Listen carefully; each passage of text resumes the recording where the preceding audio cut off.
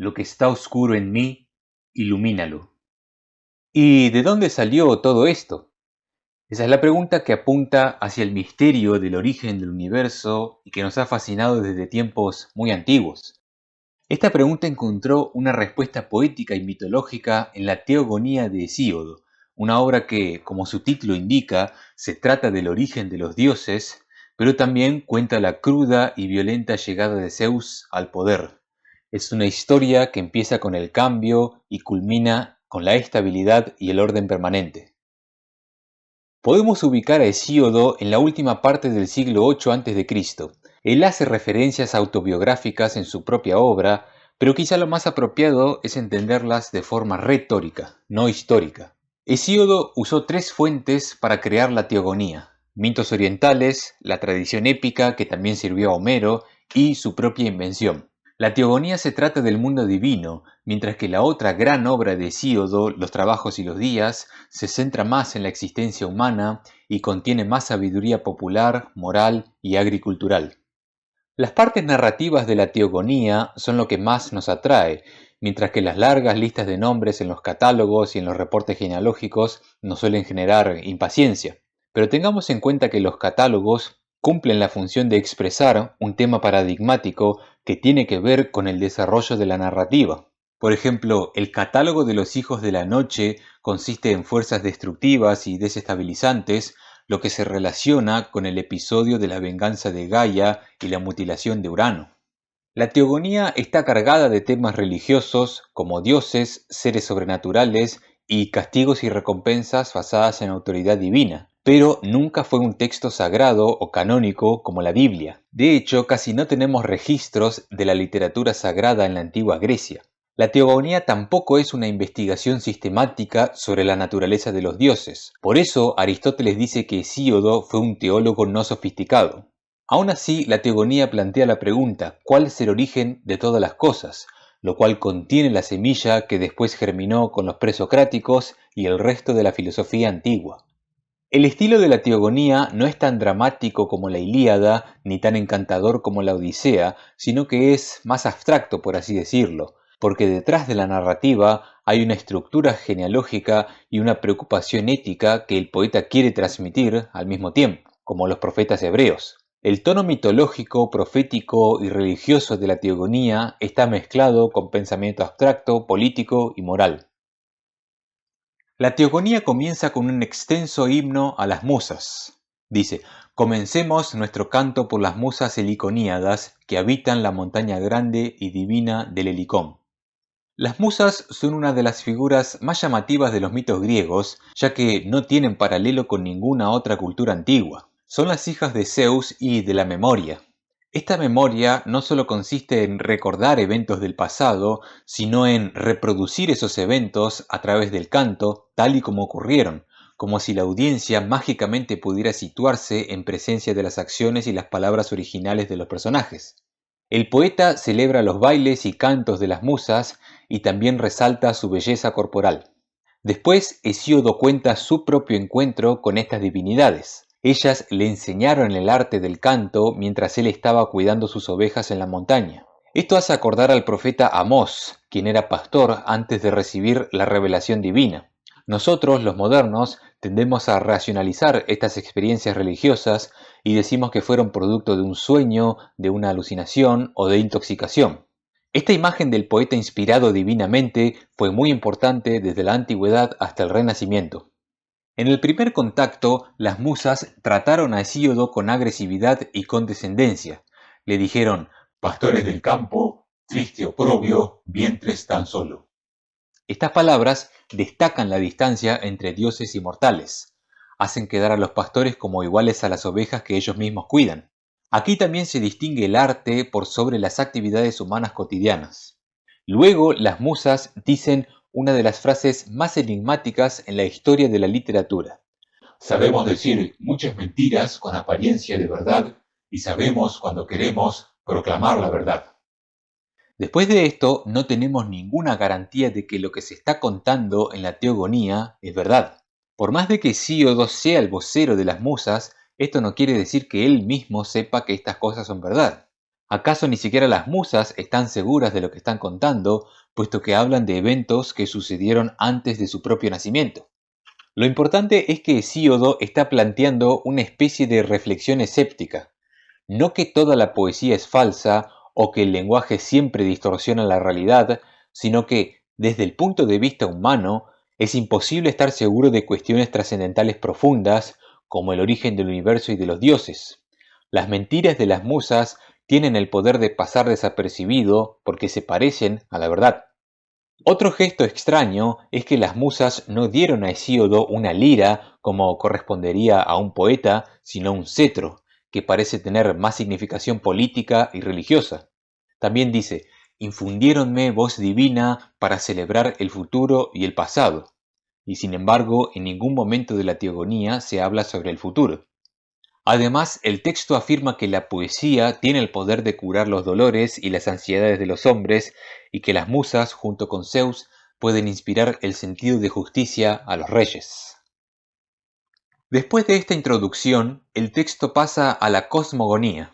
El universo de Hesíodo no es producto de un creador bien intencionado, como sucede en el Génesis bíblico, sino que es un cosmos sin diseño, que sigue el modelo procreativo de una familia. Esta familia contiene dioses, fenómenos naturales, monstruos y abstracciones. Todos estos seres son inmortales y se reproducen de forma sexual o asexual en algunos casos. El texto menciona cerca de 300 divinidades. Dice, en primer lugar existió caos. Es difícil comprender esta figura de caos. No es una mezcla indiferenciada de materia, sino que es un vacío absoluto, sin forma ni sustancia. Ni siquiera tiene epítetos para distinguirlo. Nada puede apoyarse sobre caos. Sus descendientes son puras abstracciones con valor negativo. Pero después, sin relación con caos, viene Gaia, la tierra, la de amplio pecho, sede siempre segura de todos los inmortales. Gaia es llamada la de amplio pecho por su capacidad productiva y porque su cuerpo es inmensamente extenso. Excepto por Caos, Gaia es la generadora de todo el orden cósmico. Sin embargo, ella no tiene identidad como sus hijos, sino que es un proceso puro e inagotable de fertilidad. Gaia siempre favorece a los hijos y se opone a la fuerza destructiva de los padres, pero lo interesante es que ella nunca ejerce la violencia directamente.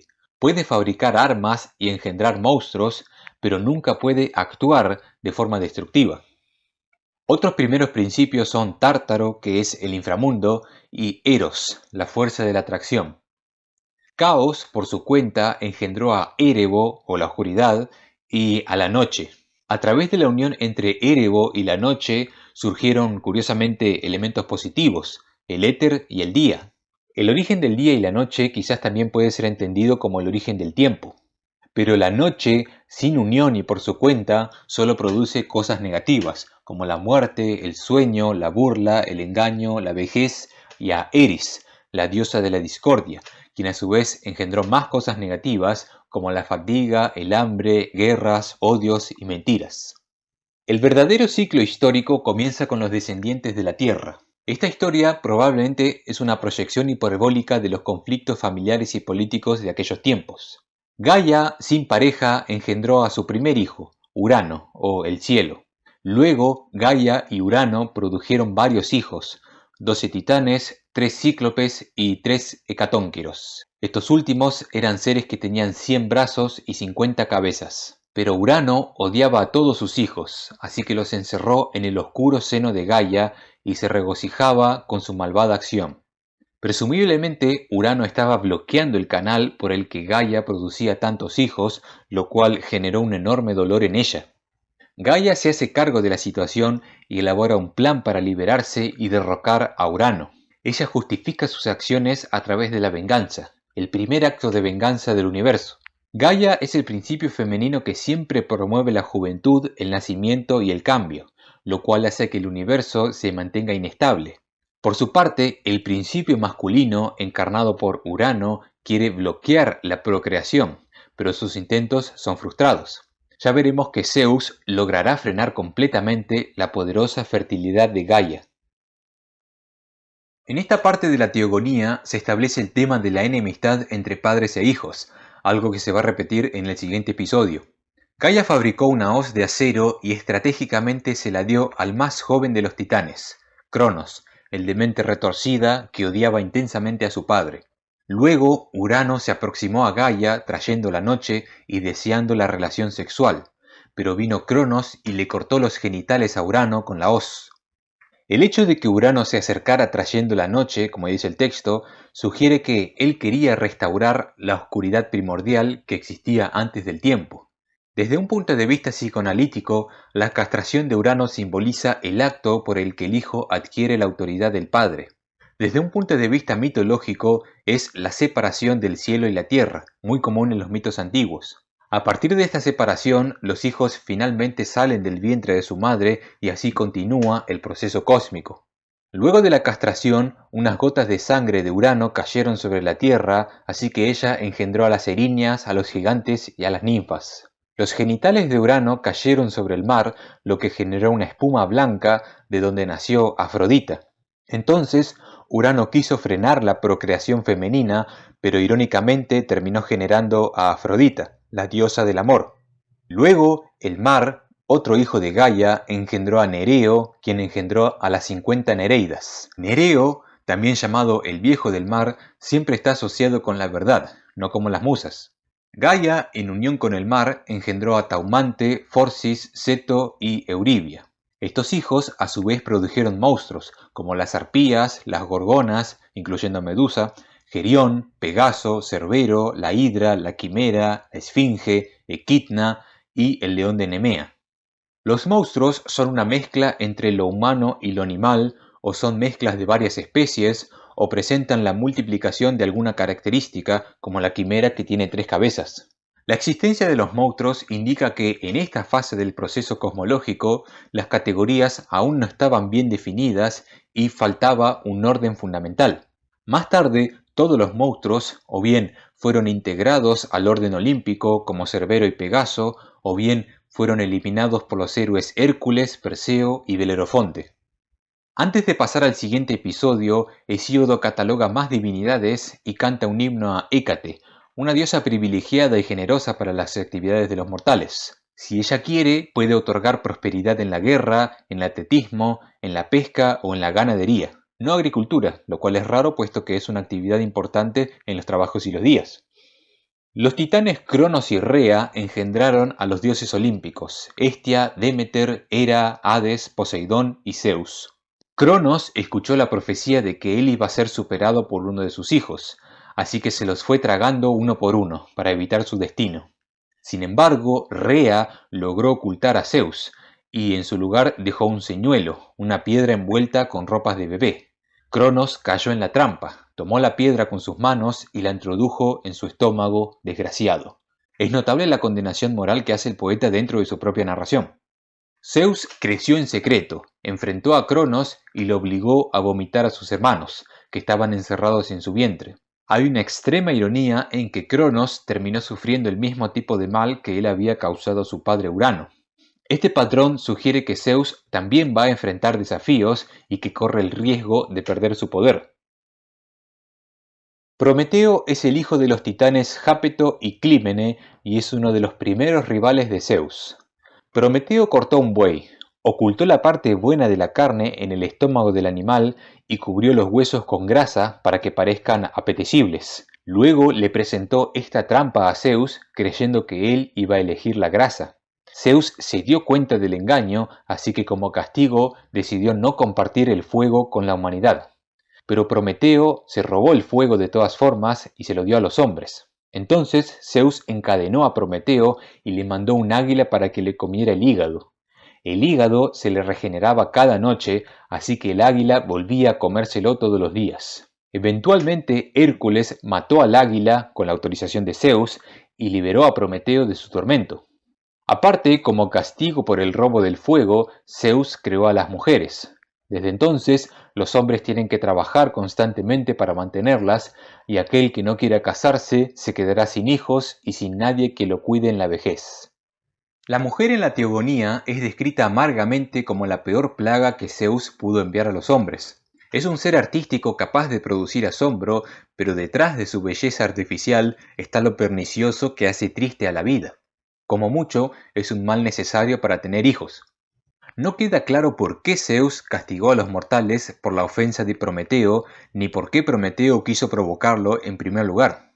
Quizá Prometeo representa la voluntad humana de querer reemplazar la autoridad divina con engaños y trucos, lo que al final nunca tiene resultado. No hay manera de engañar o evadir la mente de Zeus.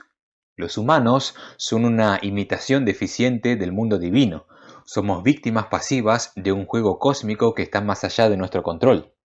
El mito de Prometeo pasó por Esquilo y Protágoras y también fue muy influyente en la modernidad.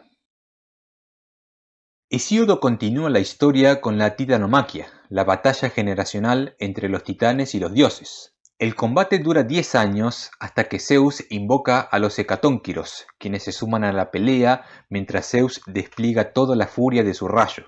Al final, los olímpicos ganan y los titanes son desterrados al inframundo, que es un lugar tenebroso donde habitan los hijos de la noche. Allí también está Cerbero, el monstruoso perro de 3 cabezas que le da la bienvenida a todos los que entran, pero se come a todos los que intentan salir. Esta historia es muy similar a la guerra de Troya, que dura 10 años tensos y concluye gracias a la llegada de nuevos aliados, Neoptólemo y Filoctetes. La titanomaquia es la parte que más se parece a la Ilíada en cuanto a estilo, pero hay diferencias importantes. En la Teogonía, los contrincantes no pueden morir, así que solo luchan por el poder. Aparte, Hesíodo prácticamente no habla sobre las armas, las estrategias o los sentimientos de los titanes. Notemos que Zeus consigue la victoria gracias a la asistencia final de los hecatónquiros y por el rayo, que es un arma que le fue otorgada por los gigantes.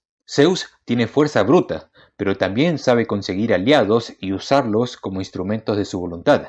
Esta es la base de su poder. Sus logros son militares y también políticos. Por cierto, los hecatónquiros fueron asignados al inframundo para custodiar a los titanes. Con esto, Zeus los remueve como posible amenaza y aprovecha su enorme fuerza física. Los desafíos todavía no terminaron. Gaia se une al Tártaro y engendra un último hijo, Tifón.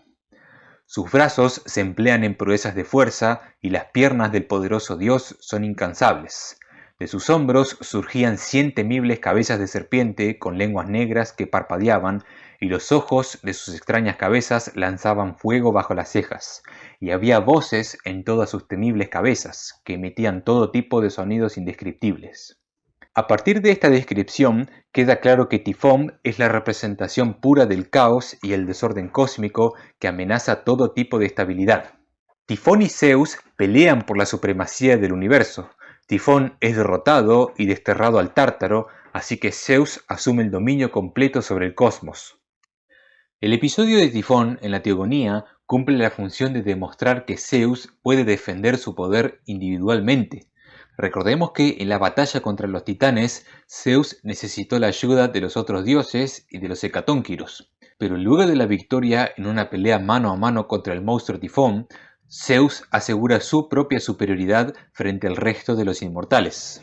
Otro punto fundamental es que la derrota de Tifón también es la derrota de Gaia. Al vencer al hijo más joven, Zeus pone fin a la descontrolada fertilidad de la tierra, Gaia se pone del lado de Zeus y cumple el rol de consejera. Zeus pasa a ser el rey de los mortales e inmortales y distribuye los honores entre las demás divinidades. El nuevo orden es unitario y estrictamente jerárquico. En la parte final del texto hay menos acciones y más catálogos, pero quizás justamente esto sugiere que el gobierno de Zeus es pacífico y estable. La primera esposa de Zeus es Metis, la diosa de las artimañas. Ella estaba a punto de dar a luz a Atenea, pero Zeus se tragó a Metis para asegurarse de que su segundo hijo no lo derroque en el futuro. Después, Atenea emergió directamente de la cabeza de Zeus. Su segunda esposa, Temis, engendró a la justicia, la ley y la paz. Estas figuras contrarrestan a los hijos de la noche y de la discordia. Hesíodo tiene un gran apego religioso a Zeus como supremo gobernante del mundo y guardián de la justicia. Zeus llegó al poder con la fuerza bruta, pero aún así Hesíodo cree que Zeus no es otro tirano vulgar, sino que gobierna con rectitud, recompensa a los justos y nunca deja pasar las injusticias. Zeus no es un creador, no tiene la capacidad de cambiar la esencia de las cosas divinas que ya existen. Su verdadero éxito fue crear el Olimpo, que mantiene lejos las cosas negativas de las generaciones previas. El Olimpo es el triunfo de la cultura y la civilización por sobre el horror de la naturaleza en su estado puro. La teogonía no es tanto una historia de creación, sino un himno a Zeus y a la ciudad perfecta. Zeus es el punto de llegada de toda la evolución cósmica. Con él se terminaron los monstruos y las peleas entre hermanos o entre padres e hijos. Desde un punto de vista filosófico, Zeus es la unidad y la coherencia que se opone a la variación infinita y a la diferencia descontrolada. Sin embargo, el nuevo orden de Zeus no fue establecido por una justicia en el sentido moral. Cuando Zeus distribuyó los honores entre los dioses, esto se parece más a la clásica repartición de tesoros que viene después de la conquista militar, como sucede en el primer capítulo de la Ilíada. Aparte, Zeus se otorgó a sí mismo la mayor parte y solo él decidió de qué manera se repartió el poder. Las decisiones políticas de Zeus son duras y pragmáticas, pero no tienen una justificación ética. Faltan unos años para que venga un filósofo a preguntarse cómo tener una buena vida más allá del éxito político, económico y social. Quizás Hesíodo no tiene la grandeza literaria de Homero, Esquilo o Platón, pero aún así su obra es una contribución única en la mitología y también en la historia de la filosofía. La teogonía es el relato sobre el origen de los dioses, pero también es el punto de partida de reflexiones sobre el poder, el orden y la justicia. El caos y las luchas concluyen con el ascenso de Zeus, quien establece un gobierno justo y estable. Pero ¿será cierto que el orden de Zeus está libre de peligro? ¿Cómo podemos estar seguros? Ya sabemos que las musas pueden contar mentiras cuando quieren.